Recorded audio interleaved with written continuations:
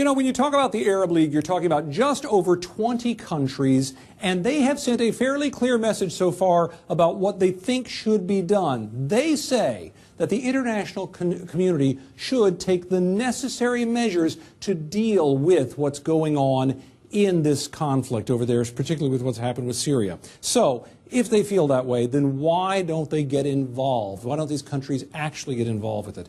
There are several reasons to consider here. First of all, there's the issue of culture. There's a question of whether or not Arab nations are willing to attack another Arab nation. Yes, they have a lot of their own disputes between them, but there's much a sense that there is an Arab brotherhood, and a lot of Arabs do not want to see an open attack upon another nation in an official sense. Secondly, there is the matter of the United States. The United States has a long and complex history there. So, if you talk about helping out the United States, some leaders there who might want to do it know that they could pay a price because their own people could backlash on them for having made such a deal. They don't want to see their troops alongside U.S. troops. And of course, what goes hand in glove with that is the question of Israel. There's a sense in many Arab nations that if you're helping the United States, by proxy, you're helping the old enemy of so many Arab states, which is Israel. So those are the three key reasons why these nations don't want to get involved in many ways or feel they can't openly. Joe? But, Tom, the bottom line really is if some of these nations actually could be drawn into a coalition attack on Syria, the question really is whether they'd make any difference at all. Yeah, that is a good question. General, come in here if you would now. Now, General Marks, when you talk about the military power of these countries, who should we be talking about here? For example, if you talk about Saudi Arabia, what could they bring to the table?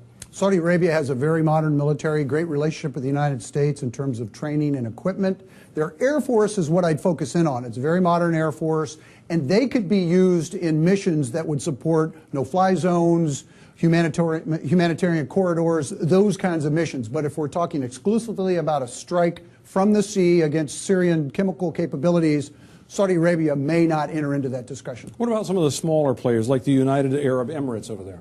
Nice military, mostly defensive, primarily focused on Iran. And then we have some unusual players that you may not think a whole lot about. For example, and this is a unique example, Jordan. Jordan is a great case here. They support United Nations peacekeeping missions. They have rather robustly. They have a very robust special operations capability and a very mature intelligence directorate. And that could mean that even now as we talk, it's possible that there could be forces from Jordan that are helping direct where missiles would go if a strike were to come.